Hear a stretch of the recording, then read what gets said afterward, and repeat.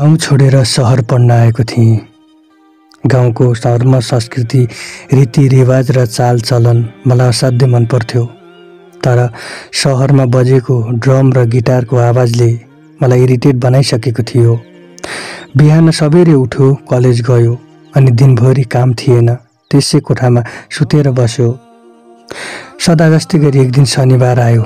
मैले मेरो कोठा नजिकैको साथीलाई भने, साथी आज तिमीहरूमा घुम्न जाउँ स्वयम्भूतिर, र सँगै हामी स्वयम्भूतिर लाग्यौँ।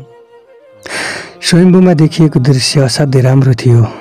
अग्लो भएर बसेको बुद्ध स्तूपा अनि चारैतिर मान्छेहरू विभिन्न पहिरनमा सजिएका थिए। पूजाआजा गर्नेहरूको भिड थियो। फोटो खिच्नेहरू फोटो खिचिराखेका थिए, फोटो खिचाउनेहरू खिचाइराखेका थिए। हामी दुईजना अकबक्क भएर एकैछिन बौद्ध स्तूपातिरै बस्यौँ। बौद्ध स्तूपालाई नजिकबाट हेरौँ। असाध्यै राम्रो रहेछ, कलाकृति ढङ्गले बनाइएको रहेछ। मलाई असाध्यै मन पर्यो। म पहिलोचोटि आएको थिएँ स्वयम्भू, त्यसैले मलाई त्यहाँको हर चिज नयाँ लागिरहेको थियो।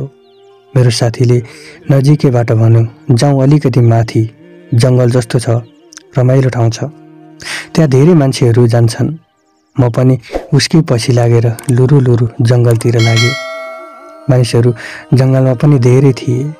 असाध्यै राम्रा राम्रा लुगा लगाएर चिरिचट्ट भएका थिए। त्यही नजिकै एउटा सालको रुख थियो जहाँ उनी बसिराखेकी थिइन्।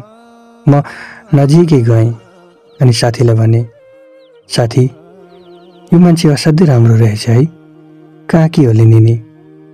मलाई त क्या मन पर्यो यार। साथीले त्यत्तिकैमा कुरा थपिहाल्यो, मन परेको भए गर्लफ्रेन्ड बना यार, यति राम्री मान्छे तैँले पाउँदिनस् नत्र। म पनि एकैछिन सोचेर बोल्ने विचारले नजिकै गएँ। सोधेँ, तपाईँको नाम के होला? घर कहाँ हो? एक्लै हुनुहुन्छ त? हरेक मान्छेहरू जोडीमा आएका छन्, तपाईँ किन एक्लो? उसले भनिन्, अनु हो मेरो नाम, घर नुवाकोट, अनि म एक्लै आएको। म यहीँ नजिकै बस्छु। मनहरू भुलाउनको लागि स्वयम्भू आउने गरेको छु। यहाँको बौद्ध स्तूपा र जङ्गलको शान्तिले मेरो मनलाई एकैछिन भए पनि भुलाउन मद्दत गर्छ। मैले एकैछिन केही नबोलिकन साथीतिर हेरेर भने, नजिकै रहेको साथी हतार हतारले अगाडि बढ्दै भन्यो, मैले तेरो लागि साथी खोजिदिएको छु, त उसँग कुरा गर्दै गर है, मेरो एउटा सानो काम छ। त्यसपछि हातमा मोबाइल निकालेर ऊ पछाडि नफर्किकन गयो। मैले पनि ऊ नजिकै बसेर सोधेँ, अनि के गर्नुहुन्छ नि? काम।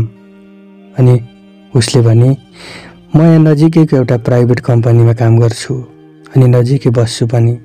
म हप्ताको शनिबार यही ठाउँमा आउँछु। यहाँको शान्त वातावरणले मेरो मन बोलाउनको लागि मद्दत गर्छ। मनभरि हरेक पीडाहरू छन्, ती पीडाहरूलाई भुलाउनको लागि म यही ठाउँमा आउने गर्दछु। यहाँको चिसो हावा र चराचुरुङ्गीको आवाज अनि जङ्गलको मधुर सङ्गीतले मन भुलाउने गरेको छु। अनि मैले फेरि सोधेँ, पीडा? के को पीडा? अनि उसले भनिन्, पीडा छ मनमा धेरै। मेरा पनि हरेक सपनाहरू थिए, पढेर राम्रो गर्ने, ठुलो मान्छे बन्ने, बुवा आमा र भाइ बहिनीको हरेक इच्छाहरू पुरा गर्ने। तर सबै सपनाहरू हुरीले उडाएर छोडेको एउटा उराट ठाउँ जस्तै भएको छ।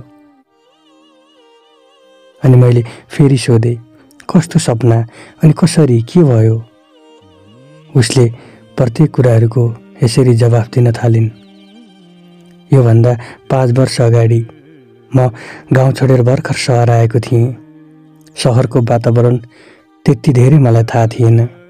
गाउँमा हरेक चालचलन, हरेक रीतिरिवाज, हरेक संस्कार, हरेक किसिमका मनोरञ्जनात्मक कुराहरूले मेरो मन तानिरहन्थ्यो। तर यो सहरको डिस्को र डम्फु अनि गिटारको आवाजले मेरो मनलाई अलिक आक्रान्त बनाएको थियो, अलि झिँझो लाग्ने बनाएको थियो। तैपनि आफ्नो भविष्य बनाउनको लागि म सहर आएको थिएँ। सहर मान्छेले सोचेको जस्तो नहुँदो रहेछ। म यही नजिकैको एउटा क्याम्पसमा पढेँ। पढ्दै गर्दा मेरो एकजना पूर्वतिरको केटा साथीसँग चिन्जान भयो र हामी एकअर्का बीच कुराकानी गर्न थाल्यौँ। नम्बरहरू साटासाट भए, फेसबुक आइडीहरू साटासाट भए अनि हामी घरमै बसेर कुरा गर्न थाल्यौँ। कुरा गर्दै गर्दा उसले एक दिन मलाई भेट्न बोलायो। म भेट्न गएँ। भेटघाटमा हाम्रो सबै कुराहरू भए, अन्तरङ्ग कुराहरू भए, मनका भावनाहरू साटासाट भए।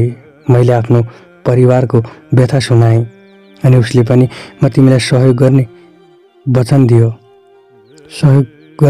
दियो र त हामी एकअर्का बीच बाँच्नै नसक्ने भइसकेका थियौँ। एक दिनको कुरा हो, उसले मलाई विवाह गर्छु भनेर उसकै घर लिएर गयो। त्यहाँ उनीहरूको परिवारले हाम्रो प्रेमलाई स्वीकार गरेन, किनकि म तामाङ थिएँ, ऊ ब्राह्मण थियो। जातिगत पर्खालले नै हाम्रो प्रेमलाई एउटा गाँठो बनायो, जुन गाँठोबाट हामी बाहिर पनि निस्किन सकेनौँ, भित्र जान पनि सकेनौँ। त्यही तगारोमा अल्झिरह्यौँ। हामी काठमाडौँ फर्क्यौँ। त्यसपछि काठमाडौँमै सानोतिनो काम गरेर गुजारा चलाउँदै थियौँ। एक दिन हरेक कुराहरूसँगै हामी एक आपसमा कुरा गर्दै थियौँ। उसले भन्यो, अब बिस्तारै हाम्रो भविष्यको सन्तान पनि आउँदैछ, उसको पनि त भविष्य छ, उसलाई पनि पढाउनु पर्छ, उसको पनि हरेक जिम्मेवारीहरू हामीमै थपिन्छ। अब म विदेश जान्छु बुढी। पैसा खर्च गरेर ऊ विदेश गयो। महिनाको केही पैसा मलाई पठाउँथ्यो अनि केही बचाएर राख्थ्यो। यसरी हाम्रो 1 वर्षसम्म लगातार सम्पर्क भइरह्यो। त्यसपछि एक दिन उसले फोन अफ गर्यो, मलाई हरेक सोसल साइटहरूबाट ब्लक गर्यो। मैले हरेकचोटि कन्ट्याक्ट गर्न खोजेँ तर सकिनँ। ऊ त्यहाँबाट बेपत्ता भयो।